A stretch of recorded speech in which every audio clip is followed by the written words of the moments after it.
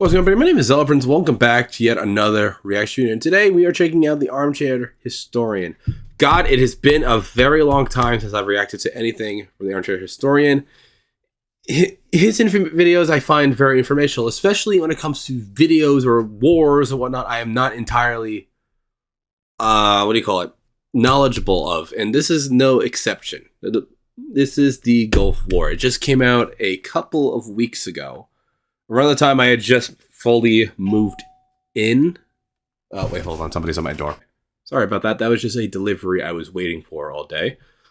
But no, I know absolutely nothing about the Gulf War. They never taught it to us in high school. They never taught us in middle school. I did not know anything about this war. Absolutely nothing. It was never taught to us. So basically, most of the knowledge of like the wars and everything else that are out there, I had to do my own research. They didn't go into like explicit detail in school, and I'm upset about that because you have to go through these lessons within like a week. But that's nothing to me. That means nothing. So I'd rather go onto the internet and watch videos like this, so that way I get more information than I ever would in school. So a little rant, but it's very true. But yeah, we're going to go ahead and get right into this because I want to know everything I can about the Gulf War, since it was a war that I think happened in the 90s or 80s. I'm pretty sure it was the mid 90s. But regardless, we're going to go ahead and get right into this in 3, 2, 1, boom. Check out our exclusive documentary on the rise and fall of ISIS or our video on Israel's modern military over on our website, armchairhistory.tv. Thanks for your support. Oh, it's a video that's not on. After 8 years of war in Iran, Iraq became the leading regional power in the Middle East. Iraq's fight against Iran's revolutionary Shia ideology and its staunch opposition to Israel made its dictator, Saddam Hussein, immensely popular throughout the Sunni Arab world.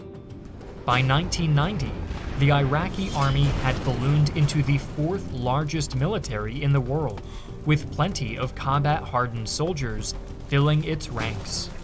However, the Iran-Iraq War proved to be a double-edged sword.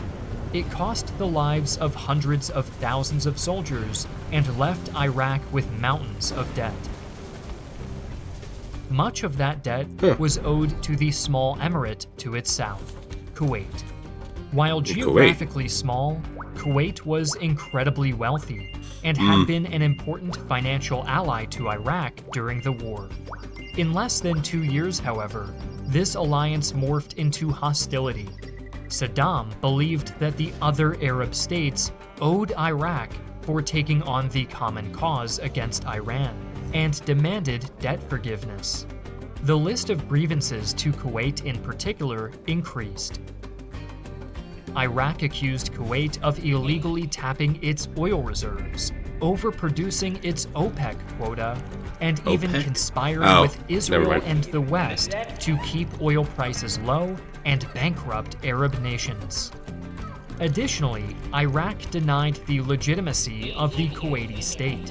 The area had historically been part of the Ottoman Basra province. Why do all these like dictators and everything else? Why do they always go back to like the historical claims? Like, this is not, yes, it's in the past, but this is modern time. We're not going back a couple centuries just to, grab a piece of land. I don't get that. I do not get that. Which in Saddam's eyes legally made the region rightfully part of Iraq Judge Judy. Following the collapse of the Ottoman Empire. Okay, there was a sponsorship here, so I wanted to just skip over it. And now we're going to go right into the actual history as soon as I get my eye unitched. There we go. All right, we're good. Iraq's ambitions directly clashed with American interests. Since the Second World War, the United States committed to defending Saudi Arabia, especially due to its massive oil reserves. Franklin D. Roosevelt himself had stated that the defense of Saudi Arabia is vital to the United States. Really? Throughout the 1980s, American support became even stronger. the US was determined to guarantee the territorial integrity and the internal stability of Saudi Arabia. As it turned out, Saddam's invasion of Kuwait proved ample reason for the United States to act on its guarantee. The Iraqi invasion of Kuwait was swift and surprising. Within a single day, Saddam's army overran their underprepared and under-equipped adversaries. Starting out at 2 a.m. on August 2nd, the elite Iraqi Republican Guard swept through the emirate. Just 4 hours later, they besieged Dasman Palace, the residence of Emir Jabir al-Ahmad al-Sabah, who fled to Saudi Arabia. Scattered pockets of resistance continued for 2 days. Although Iraq secured Kuwait quickly, most Kuwaiti officials, the vast majority of the Air Force, and a few army brigades escaped into Saudi Arabia. That is a really quick victory within 2 days. Well, within a couple of days, rather. Taking the time frame, how long it took them for them to capture everything in the middle of the night, and then the fighting the next couple of days. That's very quickly. It's very overwhelming disapproval of the invasion. One of the strongest reactions came from the US President George H.W. Bush. His disapproval was influenced by British Prime Minister Margaret Thatcher, who was one of the first people Bush spoke to after the invasion. She compared the invasion to appeasement in the 1930s, saying that Saddam would have the whole Gulf at his mercy and 65% of the world's oil with it if his aggression were not quickly checked. A more panicked reaction emerged in Saudi Arabia, who feared that they were next on Saddam's chopping block. King Fahd quickly reached out to the United States to organize a thorough defense of the country and keep Saddam from invading Saudi Arabia. Throughout the world, nations flocked to condemn Saddam's invasion and annexation of Kuwait. All 5 permanent members of the UN Security Council implemented sanctions and placed arms embargoes on Iraq. The UN initially tried to get Saddam to withdraw from Kuwait through economic pressure. But it didn't work. As it became increasingly... it doesn't work right away. It takes time for stuff like that for that particular tactic to work. Like, intermittent, and you expect it to work overnight. No, it doesn't work that way. It takes months for anything like that to really start showing results. And there's also other ways for people just to get around the embargoes, the sanctions. People always find a way. So it doesn't work always in the long run, only in the short run. Clear that Saddam remained defiant, the Security Council passed Resolution 678. This legally authorized UN member states to use all necessary means to force Iraq to withdraw if it hadn't left by January 15, 1991. As the world pressured Iraq, Saddam unleashed brutal measures on the Kuwaiti population. Civilians were terrorized by arrests, torture, kidnapping, rape, and murder. People who were suspected of members of the... Saddam also took thousands of Westerners trapped in Kuwait and Iraq as hostages, using them as human shields to deter a U.S.-led invasion. Why are people always like this? Kuwaiti resistance when they have were power? Brutally tortured and publicly executed. The Iraqis looted Kuwait for all it was worth. According to an official in the Kuwaiti Reconstruction Program, the Iraqis stole everything that could be loaded onto a 5-ton truck and carried it away. Automobiles, typewriters, telephones, domestic appliances, furniture, and every other possible sort of moving possession. To protect Saudi Arabia... Did Iraq not have any of these appliances in their country? I'm saying this because I have no idea what goes on in these countries, so I don't know what like the full extent of their lifestyle is and what they're basically their whole culture. I know absolutely nothing, so I'm asking these questions so I can get answers to them from you guys in the comment section. Arabia and prepare for the liberation. Because like I said, in history classes we were taught basically none of this. For me, I have to basically go out onto the internet and other places just to learn this stuff. It was never taught in school.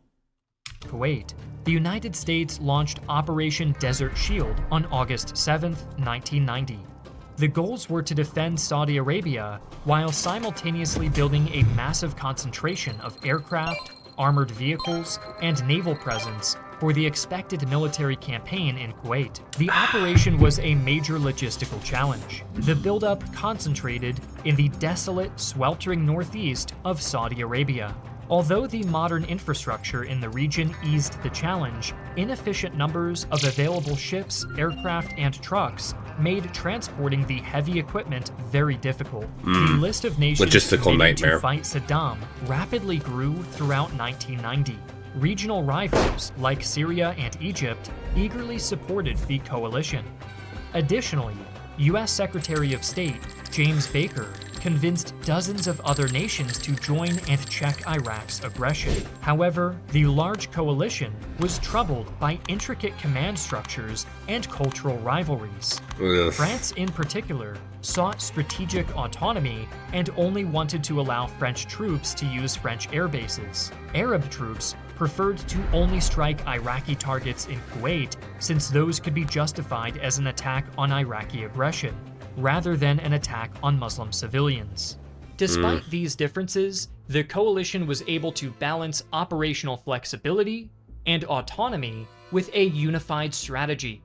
By January 15, 1991, the coalition consisted of 42 countries and about 900,000 soldiers under the commands of Jesus U.S. General Christ. Norman Schwarzkopf and Saudi General Khalid bin Sultan. Facing them were over 1 million Iraqi soldiers, including the fearsome and powerful Republican Guard. These elite units were the cream of the crop in the Iraqi military, the most loyal, most disciplined, best trained, and best equipped that Saddam had to offer. When the deadline for withdrawal passed, and Saddam showed no sign of giving in, Operation Desert Shield transformed into Operation Desert Storm. The attack started with an extensive bombing campaign, which quickly overwhelmed Iraq. Within a week, the coalition established absolute air superiority. Did Iraq not have any artillery guns to take down aircraft so they would... You know what? Why am I asking? With over 1,000 sorties per day, but it was like a genuine leveled question. Iraq's infrastructure and industry. Iraq's previously feared air defenses proved to be no match. The coalition aircraft flew too fast and too high. Of the almost 3,000 Was their aircraft the equipment out of coalition date? sent in, it only lost just 75. Saddam responded by firing wildly inaccurate Scud missiles at the coalition armies and toward neutral Israel. He hoped that by dragging Israel into the coalition, the anti-Israel Arab coalition members... The Iraqis had been purposely spilling oil in the Persian Gulf to deter a feared American ambitious landing and sabotage Saudi water supply. Jesus, why do... dictators, I swear to God, they always go down the most ruthless paths to try and deter their enemies, but it doesn't always work out. It always makes their enemies' defiance much greater, and will make the people eventually turn on them over time. Would leave, causing the alliance to fall apart. Despite launching missiles for 6 weeks, Israel did not retaliate. The attacks were expected, and Bush had urged Israel not to get involved. In reaction, the United States supplied anti-missile systems to Israel and ramped up its bombing of Iraqi launching sites. During the first 2 weeks of Operation Desert Storm, the war mostly involved artillery duels and bombing sorties. No ground invasion yet? The coalition made a few reconnaissance missions in Kuwait, but no large-scale land fighting had occurred. Saddam, worried over falling morale amidst the never-ending bombardments, attempted to provoke the coalition into a land battle. If he could just inflict a single decisive blow, the war would become too costly for the Americans. Thus, he took the initiative and sent his troops to occupy the Saudi border city of Khafji. Iraqi troops smashed through the eastern flank of the coalition and entered the city. King Fahd, outraged that Iraqi soldiers were on Saudi soil, ordered the immediate recapture of the city. Although the ensuing battle was vicious, the Iraqi soldiers were outmatched, especially due to overwhelming coalition air power. Yeah. After just 36 hours, the Iraqis fled to the Kuwaiti border. Although the battle was a tactical win for the coalition, Iraqi leaders claimed victory to bolster their troops' flagging morale. It took 3 more weeks of back-and-forth artillery fire, maneuvering, and skirmishing before the ground invasion was ready. On February 22, 1991, Bush sent a final ultimatum to Saddam: leave Kuwait within 24 hours or face a ground invasion. Saddam rejected the ultimatum and, in revenge, ramped up the destruction of Kuwait, especially by destroying its oil Yeah, he wells. started to... The explosion of... I remember that one photo that appeared when I was doing some research a while back from the F-16 fighters, looking over the ground and just seeing the oil refineries just on fire, and you could see black smoke coming up into the air. Wasn't there a disaster also caused from intoxication? I remember hearing about that, but I don't know if it was true. Of over 600 oil wells served both to punish Kuwait and to raise a smokescreen against the invader. The ground campaign, codenamed Operation Desert Saber, seemed to be a daunting task. Numerous Iraqi forces were deeply entrenched in Kuwait, and Saddam kept his elite Republican Guard in reserve near the Iraq-Kuwait border. Should Kuwait be overrun, they would be able to prevent a coalition advance into Iraq proper. The expectations were that the coalition would launch its main thrust into Kuwait from the south, possibly supported by an amphibious assault. The coalition actually launched its main thrust further west, deep into the Arabian Desert. The main objective was to cut off the Iraqi forces in Kuwait, encircle the Republican Guard, and destroy it. The coalition offensive lasted only 100 hours, a little over 4 days. One of the first objectives of the ground war was the capture and establishment of a forward base, deep inside Iraqi territory. In one of the deepest airborne operations in history, American forces ferried the 101st Airborne Division 100 kilometers or 62 miles behind enemy lines. Simultaneously, the first armored thrusts pierced deep into Iraqi territory. French tanks and armored vehicles advanced toward the town of Al-Salman, neutralizing a mechanized infantry division during their assault. While the coalition forces advanced in the west, American and Arab forces began breaking through the Iraqi defenses in Kuwait proper. The coalition dominated the battlefield. A well-thought-out strategy was complemented with superior technology, like the M1A1 Abrams battle tank and complete air superiority. Iraqi morale was also extremely low, making the assaults very one-sided. Iraqi soldiers surrendered in droves, with many being so anxious to surrender that they gave themselves up to the first foreigners that they encountered. In one notable incident, a dozen Iraqi soldiers surrendered to an Italian news crew in Broken. An Italian... Throughout the next 2 days, coalition forces would press further into Iraq and cut off all paths of retreat for the Iraqi armies in Kuwait. As forces in the desert drove for the Euphrates River, those in Kuwait progressively moved up the coast toward Kuwait City, assisted by naval gunfire. Although wind, rain, and smoke from burning oil fields hampered progress, coalition forces progressed steadily. The Black Smoke in particular led American Marines to nickname Kuwait the Land of Darkness, which helped provide a concealment to Iraqi forces attempting to counter coalition forces. Regardless of Iraqi concealment, attacks like the one near Al-Barkan were quickly defeated. That same day, Saddam ordered all remaining units to withdraw from Kuwait to the Basra area. While Iraqi troops embarked on their exodus from Kuwait, the fiercest phase of the war was yet to begin. There had been a few tank-on-tank skirmishes, but only on February 26th would the tank war truly begin. More than 3,000 tanks and 1,000 more armored vehicles fought in 3 separate but closely related battles. The battles of 73 Easting and Norfolk near the Iraq-Kuwait border, and the Battle of Medina Ridge a bit further north. During the Battle of 73 Easting, U.S. General Frederick Frank's 7th Army Corps engaged the Tawakalna Division of the Republican Guard. Despite terrible weather, poor visibility, and Iraqi numerical superiority, the Americans dominated.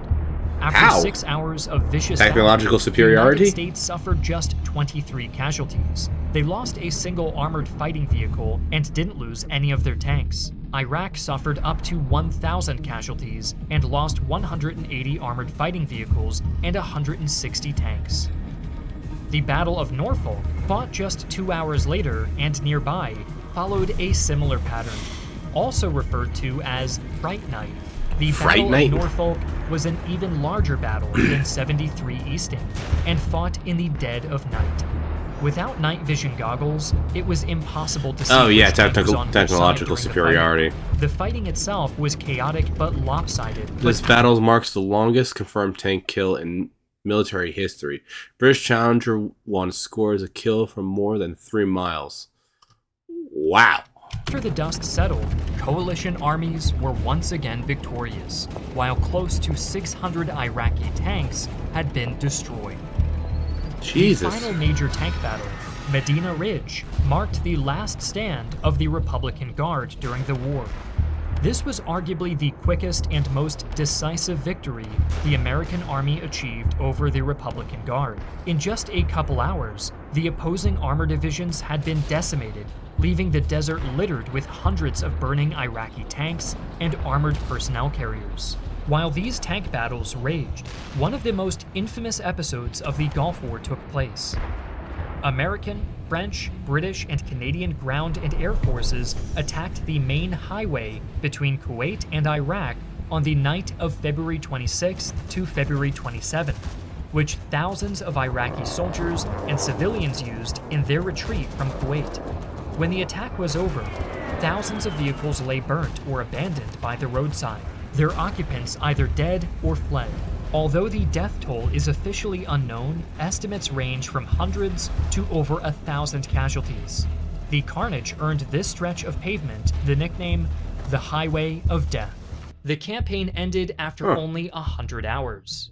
The few Iraqi units that remained in Kuwait to cover the Iraqi retreat were defeated during the Battle of Kuwait International Airport on February 27th. This battle marked the liberation of Kuwait City and the end of the Kuwaiti theater of the war. A ceasefire was negotiated shortly after. The United States and the United Nations had achieved their goal. Kuwait was restored, Saddam's ability to wage war was crippled, and the status quo in the Middle East was preserved. Despite its win on the battlefield, the coalition failed to achieve a strategic victory. Saddam remained in power. Yeah, he still remained in power. The Republican Guard was not destroyed. However, the United States was unwilling to pursue the war.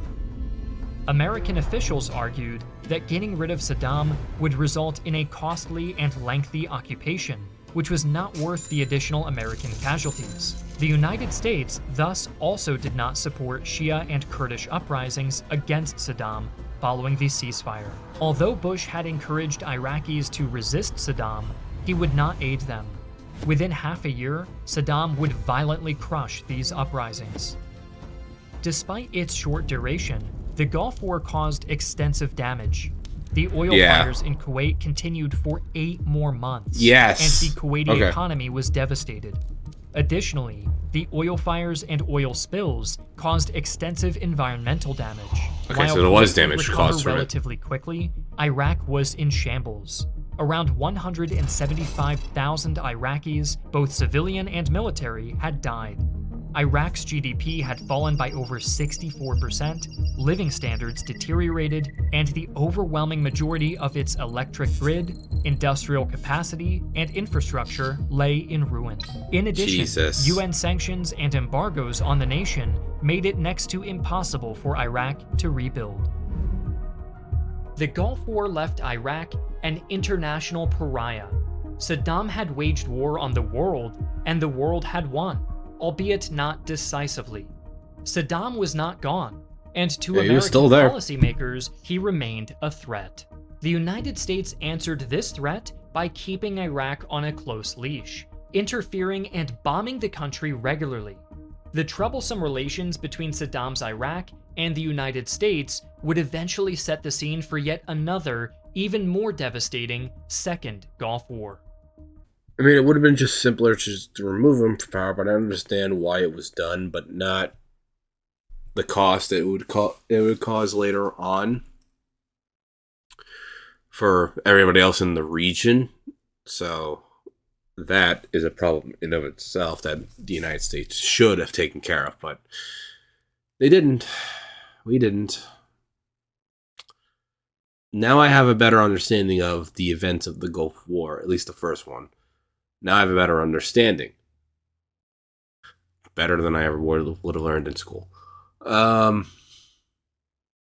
now I understand why they went in, because I didn't understand like the full extension. Like, of course, I knew it had something to do with oil, but I didn't know like the full extension of, you know, why the conflict even started. And I thought it was just the United States against Iraq, but no, it was a coalition. So that I did not know either. But if you guys enjoyed my reaction video to this, please like, comment, and subscribe. And you want to see more history videos on my channel, go check them out. And if you want to see more in the future, please subscribe. I do these occasionally. And that's just about it. So if you guys enjoyed, please like, comment, and subscribe. And I will see you all in the next video. Bye.